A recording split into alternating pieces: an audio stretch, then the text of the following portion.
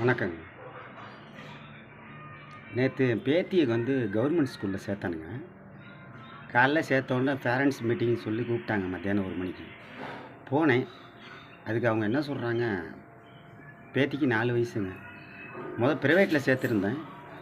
இப்போ 2வது வாட்டி கவர்மெண்ட்டில் சேர்க்கலாம், கொஞ்சம் நல்லது நடக்கும் அப்படின்னு சொல்லிட்டு அங்கே சேர்த்தானுங்க.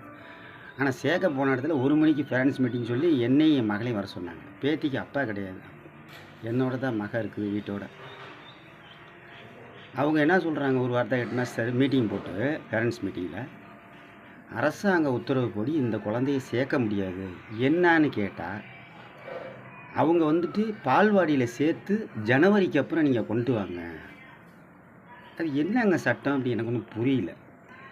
அதாவது முதலமைச்சர் உத்தரவு போடலை, இது அரசாங்கம் போடலை, ஆபீசர்ஸ் சட்டத்தினால எங்கள் ஸ்கூல், அந்த ஆபீசர்ஸ்னால் தமிழ்நாடு அரசு ஆபீஸர், அதாவது அரசினர் விடுமுறை, அதாவது தமிழ்நாடு அரசு தானே எங்களை ஸ்கூலு. ஒரு முதலமைச்சர் சொல்லாமல் எங்களை ஆபீஸர் சொல்லுவார். அவங்க ஏதோ மூடி மறைக்கிறாங்க. Birth certificate, Aadhaar card, school certificate எல்லாமே எடுத்துகிட்டு போய் கொடுக்குறேன். காலையில் சேர்த்தோன்னே மத்தியானம் ரிஜெக்ட்.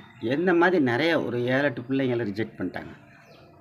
நம்ம பணம் இல்லை, ப்ரைவேட்டில் சேர்க்குறது 20,000 ரூபா ஆகுதுங்க. திருப்பி 20,000 நம்மக்கிட்ட இல்லை. போன வாட்டி கடன் வாங்கி ரொம்ப கஷ்டப்பட்டாச்சு. இந்த வாட்டி கவர்மெண்ட்டில் சேர்த்தோம்னா கவர்மெண்ட் நல்ல உதவி பண்ணுது, சாப்பாடெல்லாம் தர்றாங்கன்னு சொல்லி சேர்த்தேன்.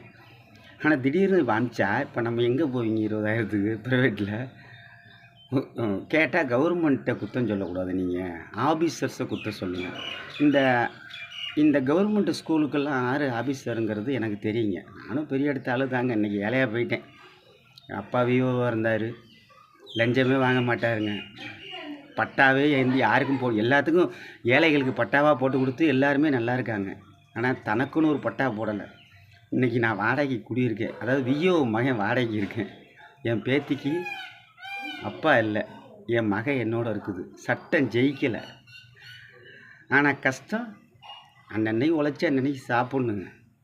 நம்மத்துக்கு கவர்மெண்ட் ஸ்கூலில் சேர்த்தா கொஞ்சம் ஜாலியாக இருக்கும்ன்ட்டு நேற்று பார்த்தேன், சந்தோஷமாக இருந்துச்சுங்க. பேத்தி திடீர்னு அனுப்பிச்சி விட்டுட்டாங்க. அது என்ன சட்டம்னு எனக்கு தெரியலைங்க. நம்மளும் படிச்சிருக்கோம், நான் 6வது வரைக்கும் படிச்சிருக்கேங்க அதே ஸ்கூலில். அது என்ன சட்டம்? அந்த கவர்மெண்ட் ஸ்கூலுக்குன்னு ஒரு ஆஃபீஸர்ஸ் இருக்காராம், அவர் சேர்க்கக்கூடாதுன்னு சொல்லியிருக்காருங்களாம். இந்த மாதிரி பிள்ளைங்களெல்லாம் சேர்க்க வேணாம் அப்படின்னு சொல்கிறாங்க. அது என்ன ரூல்ஸ் அண்டு அப்படி நமக்கு புரியலைங்க. அந்த ரூல்ஸ் மட்டும் கொஞ்சம் விவரமாக அந்த கவர்மெண்ட் ஸ்கூல் ஆஃபீஸர்ஸ் எங்கள்கிட்ட பேச சொல்லுங்கள்.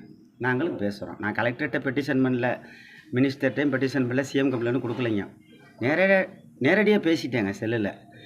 எல்லோரும் பாருங்கள், இன்னும் என்ன மாதிரி பாதிக்கப்பட்டவருங்க எல்லாருமே சொல்லுங்கள். ஒரு காலத்தில் ஏழைகளை உடனே சேர்த்துக்கோங்க ஸ்கூலில். நான் 6வது வரைக்கும் அந்த ஸ்கூலில் தான் படித்தேன், கவர்மெண்ட் ஸ்கூல்லங்க. இன்றைக்கி நான் பேசுகிறேன், 57 வயசு ஆகிடுச்சிங்க. 58 ஆக போகுது. ஏப்ரல் முடிஞ்சு, ஜூலை முடிஞ்சு 58ங்க. என்ன பண்ண சொல்கிறீங்க? அன்னன்னைக்கு வேலை செய்யணும். என்ன வேலைங்க? கூலி தான். ஒரு நாளைக்கு 400 500 கிடைக்கும். வீட்டுக்கு செய்யணும், பேத்திக்கு தீனி வாங்கி தரணும். ஆனால் இப்போ 20,000 எங்கே பெரட்டுவீங்க? எனக்கு 20,000 பெருசுன்னு சொல்லலைங்க. ஏதாவது எங்கிட்டாவது வட்டிக்கு வட்டி தான் 10 ரூபா வட்டிக்கு தான் வாங்கணுங்க. 10 ரூபா வட்டிக்கு உடனே கொடுத்துருவாங்க. 5 ரூபா வட்டிக்குன்னா லேட் ஆகுங்க. அப்போ 10 ரூபா 20,000த்துக்கு என்ன ஆச்சுங்க? 2,000 ரூபா கணக்கு பண்ணிக்கங்க. அப்போ நம்ம சம்பாதிக்கிறது ஃபுல்லாக வட்டி தான் கட்டணும். நம்ம ரத்தம் ஃபுல்லாக உறிஞ்சோம். அரசாங்க ஸ்கூல் எதுக்கு இருக்குங்க? ஏழை கஷ்டப்படக்கூடாதுங்க. நான் கோடீஸ்வர வீட்டு புள்ள, முன்சீப்பு பையன். நான் இன்றைக்கி பிச்சைக்காரனாக இருக்கேன்னா எங்கள் அப்பா எல்லாத்துக்கும் தானமாக கொடுத்துட்டாரு. இந்த ஊரில் எல்லாத்துக்கும் கொடுத்தவர் தான் பிள்ளைங்களுக்கு வேணான்னு விட்டுட்டார். நாங்கள் அதை பற்றி கவலைப்படல. எங்கள் அப்பா தான் முக்கியம், எங்கள் அம்மா தான் முக்கியம்னு நாங்கள் வாழ்ந்துட்டோம் பிள்ளைங்கள்லாம். இன்றைக்கி எனக்கு பொண்டாட்டி இருக்குது, ஒரு பையன் இருக்கான், ஒரு பொண்ணு இருக்குது, இந்த பேத்தி இருக்குது. மருமகன் ஏமாற்றிட்டு போயிட்டான். கோர்ட்டில் கேஸில் செல்லலைங்க. என்ன பண்ண சொல்கிறீங்க? கோர்ட்டு கேஸுன்னு அலைஞ்சே எல்லாத்தையும் விற்றது தான் மிச்சம். என்ன கிடச்சிதுங்க? பேத்தினாச்சும் நல்லா இருக்குன்னு பார்த்தா அந்த கவர்மெண்ட்டு அதிகாரி சொல்கிறாருங்களாம். எனக்கு கவர்மெண்ட் அதிகாரி எனக்கு தெரியுங்க. நான் செல்லுலே உங்களுக்கு எதுவும் சொல்கிறேன் அப்படின்னா, என்ன மாதிரி குழந்தைங்கள், அதாவது என் பேத்திக்கு நடந்த மாதிரி நேற்று மொத்தம் 7 பிள்ளைங்களை மட்டும் அனுப்பிச்சிருக்காங்க ரிட்டர்ன். நான் பார்த்தாங்க பேரண்ட்ஸில். உதவி பண்ண முடியாதுங்க. ஆபீசர்ஸோட சட்டங்க அது. முதலமைச்சர் இதுக்கு சம்மந்தம் இல்ல.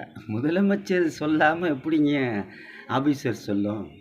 இப்ப ஸ்ரீரங்கம் தாலுகா ஆபீஸ்ல வந்துட்டு முதலமைச்சர் உத்தரவு போட்டா தான் ஆபீசர் செல்லும்.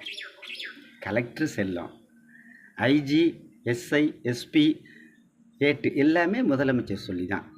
அது மாதிரி இந்த குழந்தைங்கள படிக்க வைக்கக்கூடாதுன்னு ஆபீசர் மேலே தலைவலி போடக்கூடாது. அது பாவம் அது.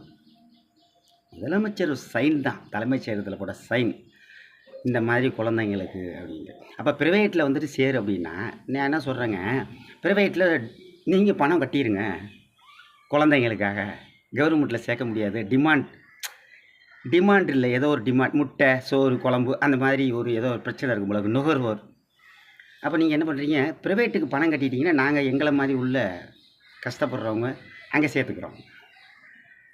என்ன உங்களுக்காக ஓட்டு வந்துட்டு என் மக போட்டுச்சு, விஜய் சார் தான் வரணும், வந்தால் நல்லா இருக்கும். என் மகளுக்கே வச்சு விட்டீங்களே. இப்போ என் மகளுக்கு வந்து புருஷன் கிடையாது. பேத்தி 4 வயசு, 4 வருஷமாக நான் பார்க்குறேன்.